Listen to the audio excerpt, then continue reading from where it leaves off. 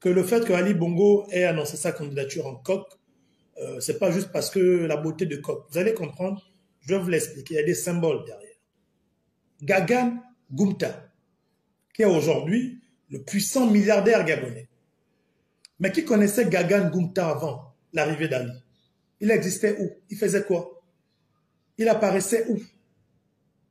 Gagan, et qui connaissait Gagan? Qui connaissait même Olam? Olam avait quelle influence avant l'arrivée d'Ali? Donc c'est le même mode opératoire. Quand Ali Bongo arrive en 2009, la mission première d'Ali Bongo, c'est de créer sa propre Delta Synergie. Parce que n'oublions pas que sous Omar Bongo, il y avait la Delta Synergie. Cette Delta Synergie du père Omar Bongo avait des participations dans la plupart des entreprises. Tout ce que l'on consommait au Gabon, Delta Synergie avait une partie à l'intérieur.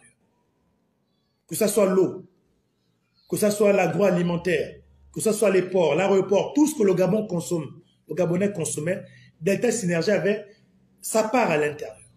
Seulement quand Omar meurt, les héritiers doivent se partager la Delta Synergie. Et comme vous le savez, jusqu'à présent, je ne sais pas si la succession d'Omar Bongo a été épuisée. Mais de ce que je sais, je ne pense pas que cette succession a été épuisée. Elle est toujours en cours. Assurément, Ali Bongo, voyant cela, quand il arrive en 2009, il décide de créer sa Delta Synergie à lui. Avec des conseillers comme les Liban, les Akombrissi et autres. Comment se matérialise cette Delta Synergie au sens d'Ali Bongo Ondimba? Dans les années 2011-2012, quand ils arrivent, ils commencent leur mode opératoire. On fait croire que au Koumé Palace, donc le secteur hôtelier, au Koumé Palace, le Méridien, les entreprises sont en faillite et qu'il faut racheter ces entreprises. Ils mettent en place leur groupe qu'ils ont appelé Wali Resort in Hotel, quelque chose comme ça. Et c'est ainsi que par des montages financiers, avec l'appui de Brice Lacruche Alianga à l'époque, qui se retrouvait être le patron du Wali, donc de ce nouveau groupe-là, et l'appui de la BGFI, qui a été, ça fait pas l'objet d'un article de presse dans Jeune Afrique, où ce montage a été critiqué, ainsi de suite. C'est ainsi que, sous Brice Lacruche Alianga, dans les années 2011-2012, patron de ce groupe Wali, il rachète à des fonds quasiment symboliques le patrimoine de l'État parce que le Koumé Palace, le Méridien et autres, c'est l'argent de l'État, ce sont les hôtels de l'État.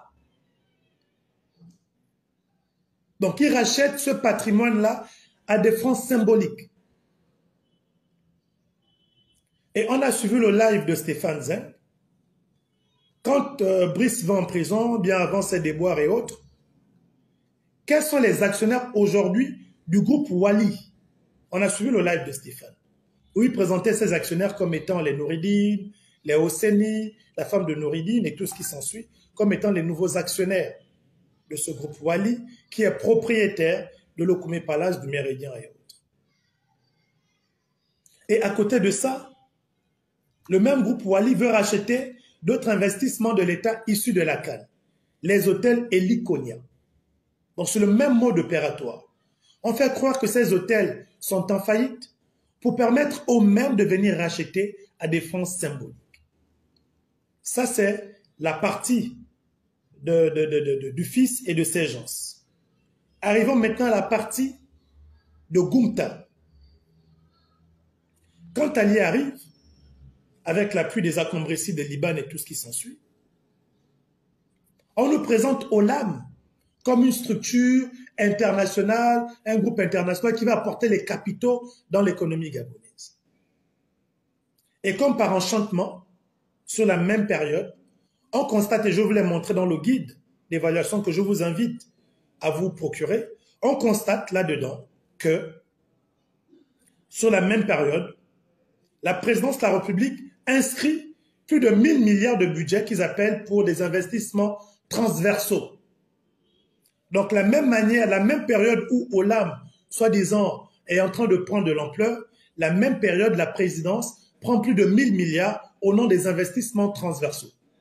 Et comme par hasard, c'est pendant cette période que la zone économique voit le jour, soi-disant ce sont les investissements de l'âme. C'est de n'importe quoi.